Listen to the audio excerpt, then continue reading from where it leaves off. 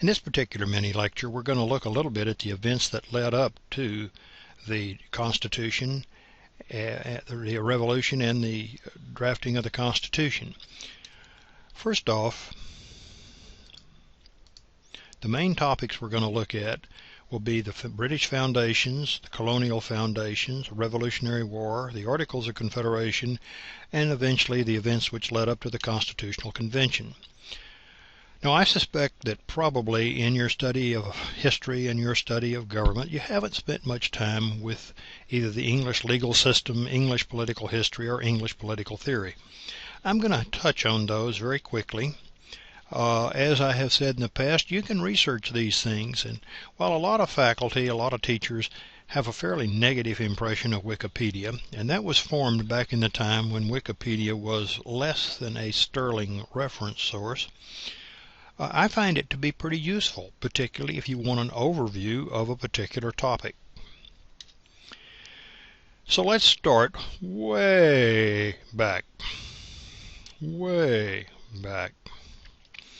talk about the development of the English judicial system and the development of common law under Henry II, the establishment of Magna Carta, and then the refinement of the English common law.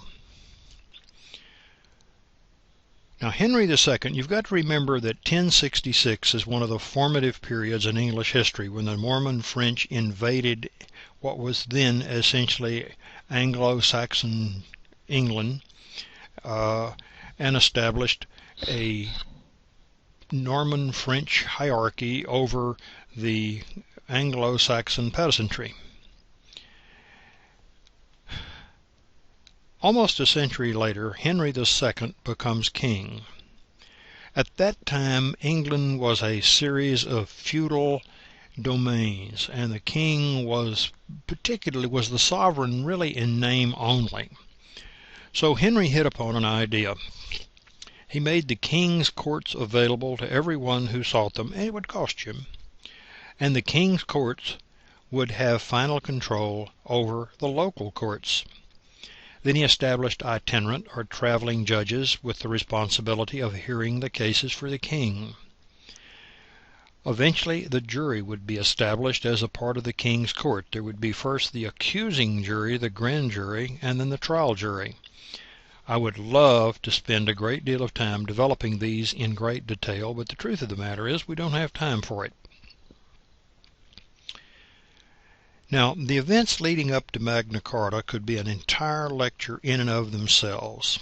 King John, you probably heard of Richard the Lionhearted. Well, John was the Prince Regent when Richard the Lionhearted was off in the Crusades.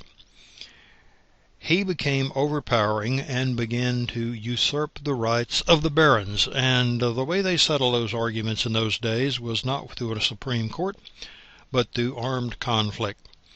Well, if you will read the events leading up to King John's and the Magna Carta, he was defeated. They didn't want to depose him from the kingship. They simply wanted to rein in his authority, because at that particular point in time there was a belief that the king was God's anointed, and obviously you don't want to go getting rid of God's anointed. So the Magna Carta provided that no freedman shall be arrested, nor imprisoned, nor dispossessed, nor outlawed, nor banished, or in any way molested, unless by the lawful judgment of his peers and by the law of the land. The law and the courts now supersede the king's authority. Now we'll skip on down to Edward. Edward I conquered Wales and Scotland and decided that one way to help solidify his control was to codify the common law.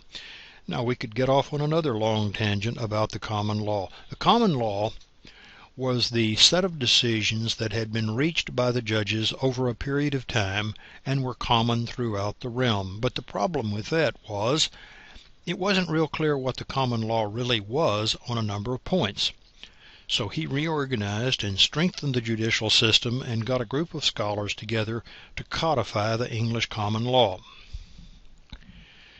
Now, I'm sure that probably of all the monarchs with whom you're probably familiar, the Tudor and Stuart kings are the ones that you remember. Henry VII, Henry VIII, Mary and Elizabeth, Elizabeth's nephew, James I, and Charles I.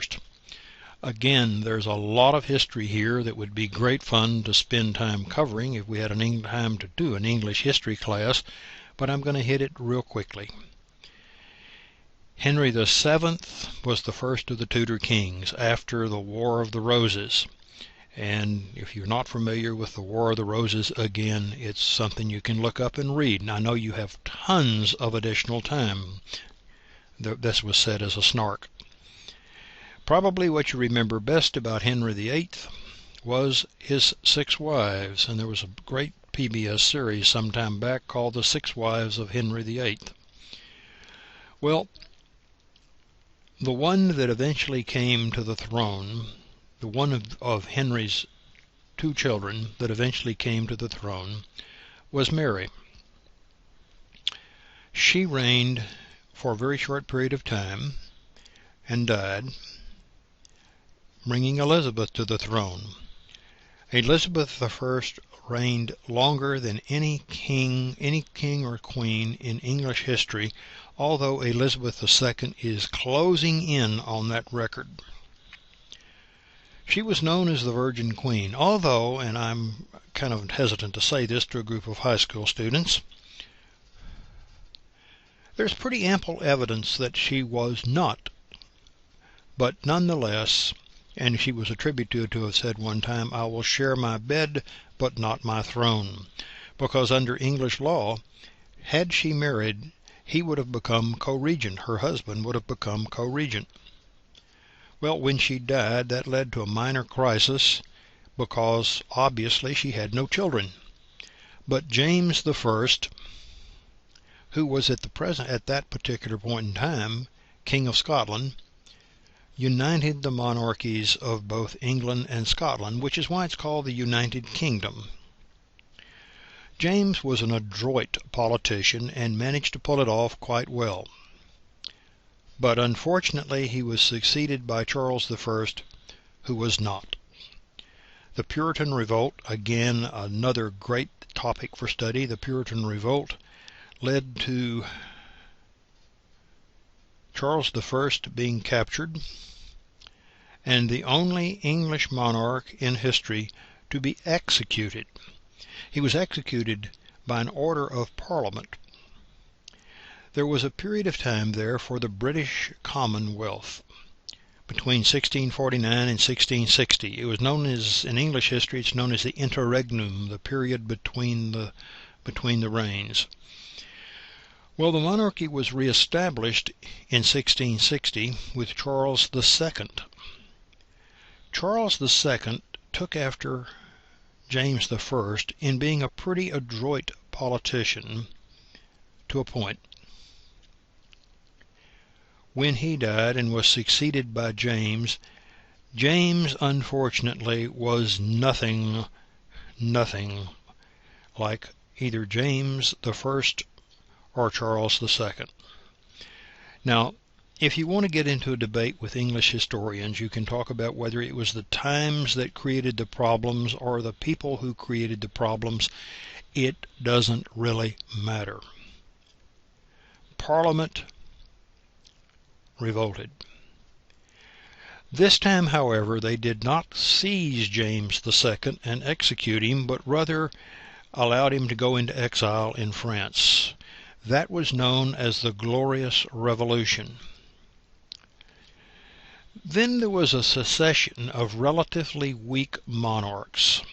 William and Mary of Orange were actually distantly related. They had a day job at that particular time. They were minor royalty in the Dutch provinces. They were succeeded by Queen Anne and then George I. Now we're going to spend a little bit of time talking about George I, George II, the 7 Years' Wars, and the ascension of George III to the throne. That's the George that most of us are familiar with.